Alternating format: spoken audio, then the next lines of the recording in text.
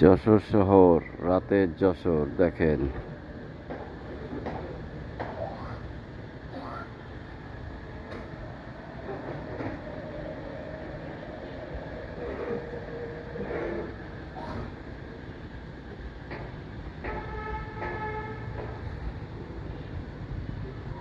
রাতের Jessore.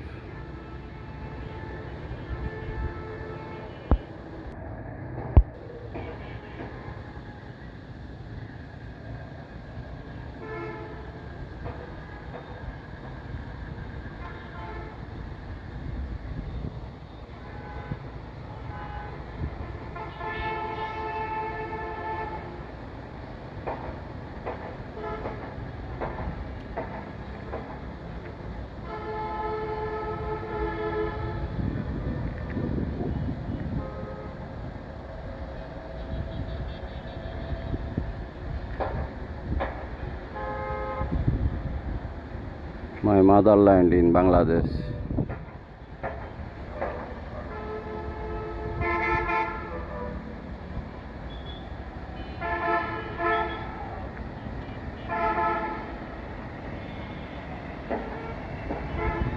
The future is very nice.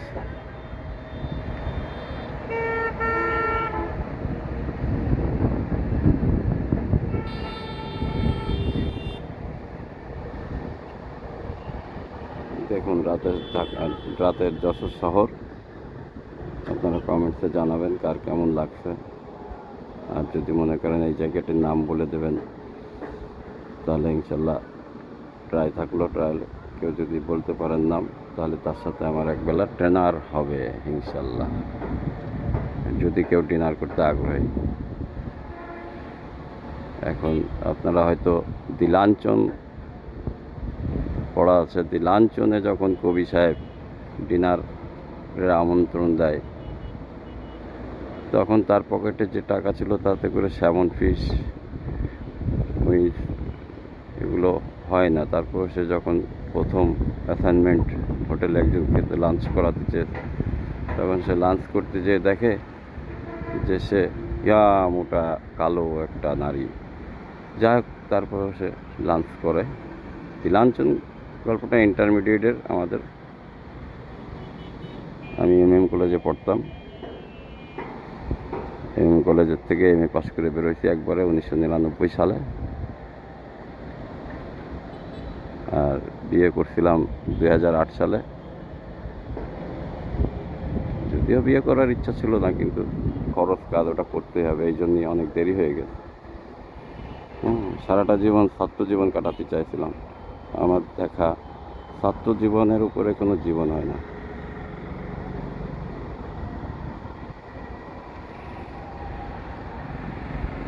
মনে হয় এখনো ছাত্র জীবনকে ধরে রাখি। আবার ইচ্ছা হয় বুড়ো বয়সে যদি কোনো সুযোগ পাওয়া হয়, রাষ্ট্রবিজ্ঞানের উপর PhD করবো ইনশাল্লাহ। সবাই আমার জন্য দোয়া করবেন।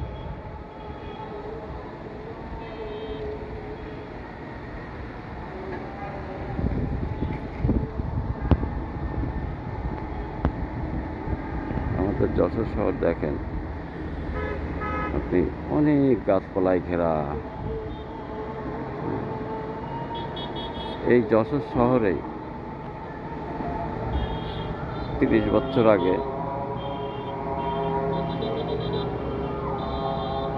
প্রতিটা বাড়িতে ঢেকি ছিল, প্রতিটা বাড়িতে গোলা ছিল, প্রতিটা বাড়িতে খেজুর গাছ ছিল। আমাদের নিজেদের যে খেজুর গাছের বাগান ছিল, সেখানে সন্ধ্যারসি নামতো 20টা, আর সকালের 35টা মতো হতো। তা আমরা 3টে নান্দায় গুড় বানাতাম। আমার বাসা একদম কোতোয়ালি থানার সামনেই। তাহলে দেখেন, আমাদের যশোর 30-35 বছর আগে ছিল পুরোটা একটা গ্রাম। কিন্তু যশোর হচ্ছে সর্বপ্রথম পৌরসভা ব্রিটিশ উপনিবেশিক শাসনের সময়।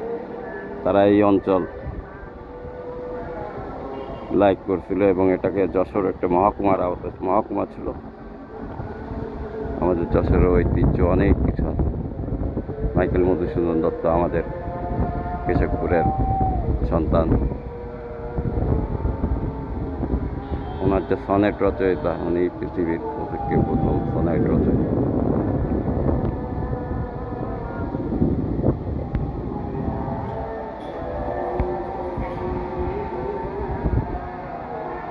আজানের ধ্বনি শোনা যাচ্ছে, আজান।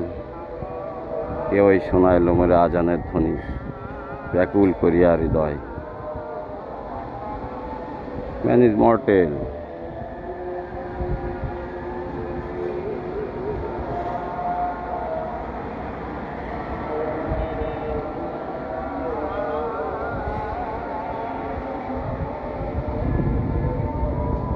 আমাদের যশোর মনে করেন যদি কেউ বেড়াতে আসেন, তাহলে আপনাদেরকে দেখাবো যে আমাদের যশোর কিসের জন্য বিখ্যাত। আমি যেখানে দাঁড়িয়ে আছি, এই জায়গাটা হচ্ছে আমাদের মৎস্য সেক্টরের জন্য উন্নত। সারা বাংলাদেশ ব্যাপী এবং সারা পৃথিবী ব্যাপী যশোর চাষটার একটা নাম আছে। আমি যদিও মাছের ব্যবসা করি, তারপরেও মনে করেন যে আমি সমস্ত চাষিদের বলতে চাই যে আপনারা রেণুপোনা ধানি যেটাই নেন, সেটা আগে আপনি করতে পারবেন কি না সেইটার ব্যাপারে পরামর্শ গ্রহণ করে তারপরে মাছ চাষ করবেন। আপনি যদি মাছ চাষ করতে চান, তাহলে মনে করেন যে A to Z মাছের রেণু থেকে শুরু করে আপনার বাজারজাত করা পর্যন্ত যে প্রসেসিংগুলো লাগে, এইগুলো আপনাদেরকে শিখাই দেওয়া যাবে। এবং আপনি মনে করেন যদি চিন্তা করেন যে আমাদের কাছে ট্রেনিং নিয়ে আপনি হ্যাচারি তৈরি করবেন, তাহলে আরও গুড পরামর্শ এটা। কারণ হ্যাচারি যখন যশোরেই, সেহেতু যশোরে আসতে হয় অনেক দূর দূরান্তের লোকের। কিন্তু যশোরের এনভায়রনমেন্টের মাছটা সারা বাংলাদেশে ভালো হয়। এই দেখেন আমাদের যে পুকুরগুলো দেখা যাচ্ছে, দেখেন একটি আদর্শ খামারের যে বর্ণনা, সেটা আমাদের কাছে আছে। আপনারা নিজেদের মাছ নিজেরা মা বাপ ঠিক করে, মাদার ফাদার ম্যানেজ করে, নিজেরা কাউন্ট করে নিজেদের মাছ দিয়ে যখন আপনি ডিম করবেন, তখন আপনার অন্তঃপ্রজননের কোনো সমস্যা থাকবে না। অন্তঃপ্রজনন বলতে ক্রস ব্রিডিং বোঝায়।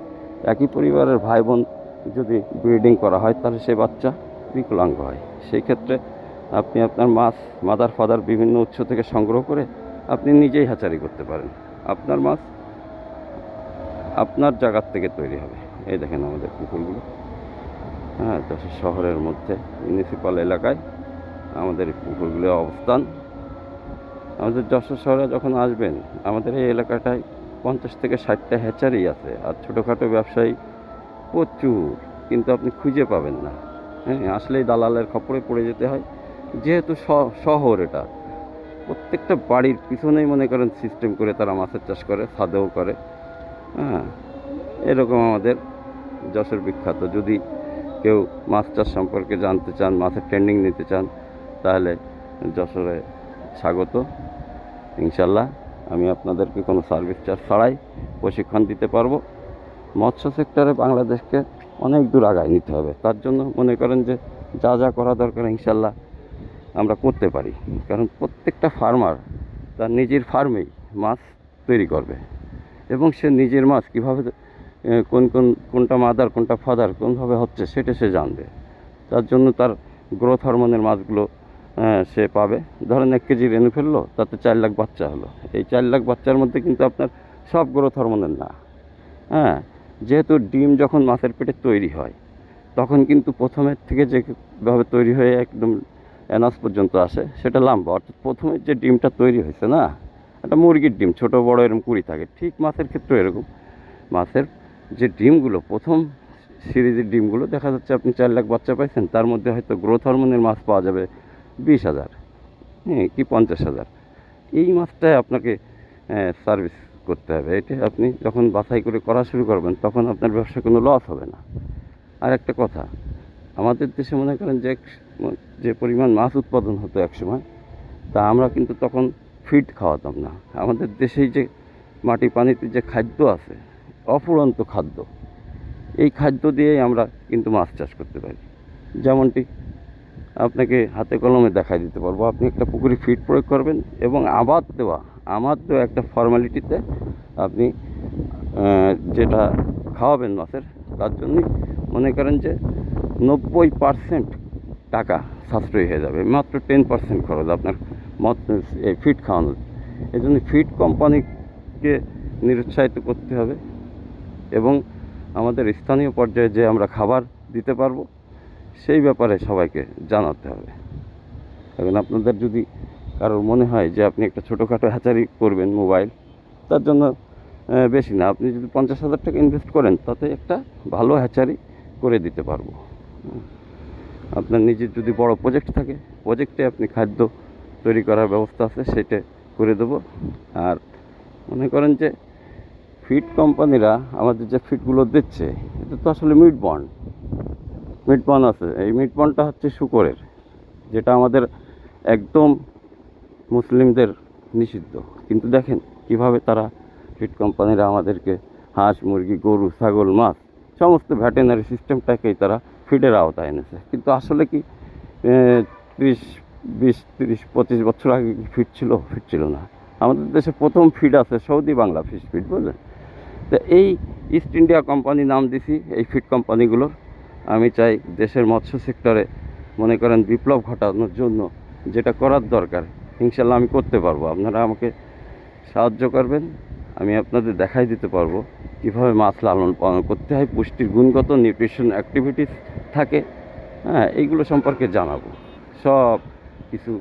যখন আমার দেশের প্রতিটা জেলায় যে পরিমাণ মৎস্য সেক্টর আছে, মৎস্য সরকারি যে জায়গাগুলো আছে, এগুলো সব মনে করেন যে বড় বড় কর্মকর্তারা আরামায়েশ করে বাংলো বানায় রেখেছে। এইসব প্রজেক্টগুলো প্রত্যেকটা জেলায় একটা বেসরকারি একটা প্রশিক্ষণগার থাকবে। সেখানে মনে করেন যে মাসে 20 দিন কি 10 দিন ক্লাস হবে। হ্যাঁ, এটা যদি সরকার করে তাহলে আমাদের মৎস্য সেক্টর প্রত্যেকটা জেলা উপজেলায় মনে করেন ব্যাপক প্রসার বৃদ্ধি ঘটবে। প্লাস প্রত্যেকটা চাষি যদি তার নিজের মাছ থেকে ডিম করে তাহলে তার প্রশ্নই আসে না, আমাদের দেশে উৎপাদন অনেক বৃদ্ধি পাবে। দেখেন এখন উৎপাদন আমরা করছি 1 কেজি রেণুতে 4 লাখ বাচ্চা হয়। আসলে 4 লাখের মধ্যে 50,000 ড্যামেজ হলো। 4.5 লাখ মাছ যদি বড় হতো বাজারজাতকরণ পর্যন্ত, তাহলে কী অবস্থা হয়? তাহলে আমাদের দেশের থেকে উল্টো মাছ দিতে হবে অন্য দেশে।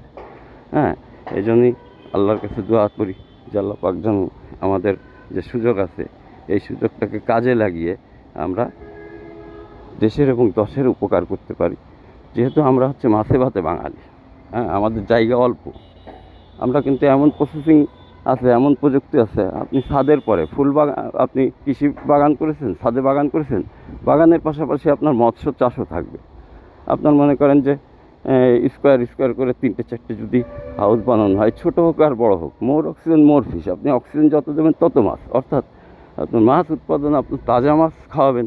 আপনার পরিবারে যখন কেউ আসবে বেড়াতে, আপনি তাকে নিয়ে যে বাগানেতে মাছের মানে আপনার হাউজের থেকে মাছ ধরে তাদেরকে যখন পরিবেশন করবেন, এবং বাংলাদেশের প্রতিটা বিল্ডিংয়ের ছাদের যে পরিমাণ জায়গা আছে তাতে করে ক্যাটফিশ উৎপাদন করবে, 6 মাস পর তারা বাজারজাত করতে পারবে। এটা একটা অফুরন্ত সম্ভাবনাময় পদ্ধতি। এটাকে অনেকে বায়োফ্লক্সের মাধ্যমে করতে করে, কিন্তু ন্যাচারাল প্রকৃতির নিয়মে প্রাকৃতিক উপায়ে মাছ চাষের যে সিস্টেমটা সেটা সম্পূর্ণ আপনার হাউজে থাকবে। এবং কিছু সিস্টেম আছে অক্সিজেন, পিএইচ, অ্যামোনিয়া, হ্যাঁ, এইসব যদি আপনার জানা থাকে তাহলে তো কোনো প্রশ্নই আসে না। আর এইগুলো এখন সহজ উপায়, আপনি নেটের জগতে ঢুকবেন, আপনি সব কিছু পেয়ে যাবেন, সব কিছু করতে পারবেন। হ্যাঁ, আমাদের দেশে মাছ উৎপাদন হচ্ছে 2টো সিস্টেম, একটা হচ্ছে প্রাকৃতিক নিয়মে, আষাঢ় শ্রাবণ মাসে ওদের পিক টাইম, আরেকটি হচ্ছে মনে করেন যে কৃত্রিম উপায়। তো এই কৃত্রিম পদ্ধতিতে মৎস্য চাষ এটা একটা বিশাল বৈজ্ঞানিক সম্ভাবনাময় একটা ব্যাপার। এখানে আপনি হাইব্রিডাইজেশন, যে কোনো মাছকে আপনি হাইব্রিড করতে পারেন, ঠিক আছে? আমাদের দেশের যে ট্যাংরাগুলো, আমাদের দেশীয় মাছ, আড় মাছ, আমাদের দেশীয় মাছ, হ্যাঁ, রুই, কাতলা, এইসব মাছের ডেভেলপ আমাদেরই করতে হবে। আর আমাদের দেশে 100 বছর আগে যে রুই মাছটা হতো সেটা খালি প্লান্টন খেয়ে 100 কেজি পর্যন্ত ওজন হতো। সেইটাকে রিসার্চ করতে ইউএসএইড 15 বছর ধরে গবেষণা করে তারা G3 রুই মাছটা করছে। এখন এই মাছটা সবাই অ্যাভেলেবেল পায় না, কারণ এটার ব্রুড সংখ্যা খুব কম ছিল। এখন মুষ্টিমে কয়েকটা হ্যাচারি তারা এগুলো করে। হ্যাঁ, এই জন্য অরিজিনাল যে G3 রুই মাছটা, এইটা আমাদের দেশের চাষিরা হয়তো 5% চাষির হাতে যায়, কিন্তু দেখে শুনে জাইনে শুনে যদি সে নেয়, তাহলে সে দেখবে যে 3G রুই মাছটা কী। 3G রুই মাছটা এমন একটা মাছ, এটা থার্ড জেনারেশন। এটা মনে করেন যে আমাদের দেশে সে পূর্বে 100 বছর আগে যে 100 কেজি করে হতো, সেইটার রূপান্তর করা হয়েছে। এরপরেও আর একটা মাছ আসছে G5 রুই, এটা অলরেডি মনে করেন যে 4 লক্ষ টাকা কেজি ধরে USAID ওয়ার্ল্ড ফিশের মাধ্যমে সেল দিচ্ছে। হ্যাঁ, এটা আমাদের দেশেরই। এবার এটা আরও ডেভেলপ, এটা আরও আপডেট হয়েছে। এই G5 রুই মাছ যদি আপনি পেতে চান, তাহলে যোগাযোগ করেন।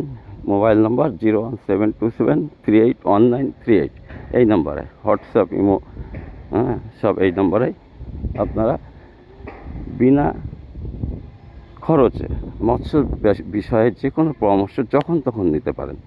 হ্যাঁ, আপনাদেরকে মৎস্য সেক্টর চাষটা থেকে স্বাগত জানাই। যদি জীবনে কোনো উপকার করতে পারি মানুষের, তবে আমার খুব ইচ্ছা মাছ চাষের ব্যাপারে সমস্ত বাংলাদেশব্যাপী বিপ্লব ঘটাতে হবে।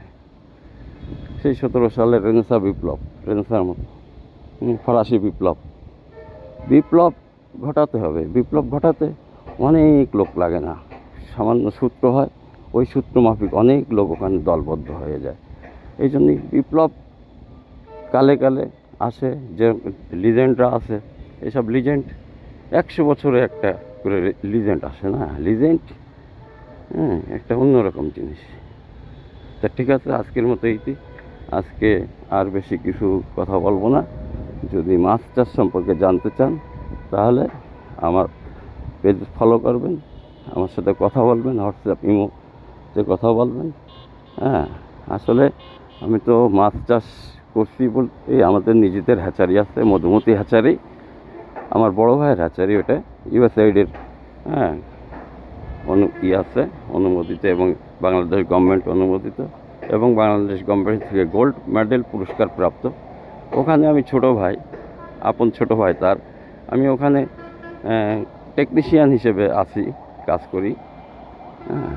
এখন বর্তমানে আমি একটু মৎস্য গবেষণা এবং মৎস্য চাষটা সমস্ত বাংলাদেশব্যাপী দেওয়ার জন্য এই প্রোগ্রামটা হাতে নিয়েছি, যেহেতু অনলাইন প্ল্যাটফর্ম এখন। আসলে সবথেকে সত্য কথা বলতে কি, আমি এখন এই পর্যন্ত আমি অ্যান্ড্রয়েড সেট ব্যবহার করিনি।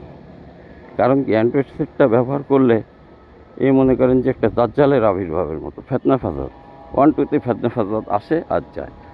তো তারপরে দেখলাম না, প্রযুক্তি, তাই এই শেষ মুহূর্তে এসে,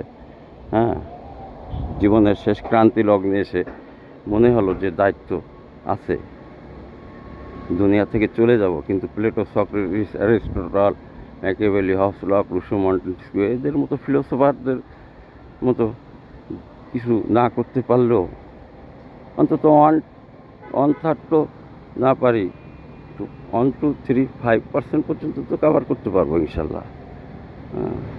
আর ব্যবসার মূল মন্ত্র হচ্ছে সততা আর দক্ষতা। আপনার দক্ষতা থাকলে আপনার সততা বৃদ্ধি পাবে, আপনার দক্ষতা না থাকলে সততা ওখানে থাকবে না, কারণ আপনি তো ওটা করবেনই, ওখানে দক্ষ আর অদক্ষ কিছুই না। এই জন্যে মাছ ক্রয় করার আগে যাচাই বাছাই করবেন, মাছ কীভাবে চিনতে হয়, কী মাছ নেবেন, সব ব্যাপারে পরামর্শ নেবেন। কোথাও অন্য জায়গাতেও যদি মাছ নিতে চান, সেক্ষেত্রেও আমার সমস্যা নেই, আপনি আমার কাছে পরামর্শ নেবেন যে অমুক জায়গাতে মাছটা নিচ্ছি, সেটা কেমন হবে, তা ইনশাল্লাহ আপনার রেজাল্ট দিয়ে দিতে পারবো। ঠিক আছে, তাহলে আজকের মতো বিদায়, আল্লাহ হাফেজ।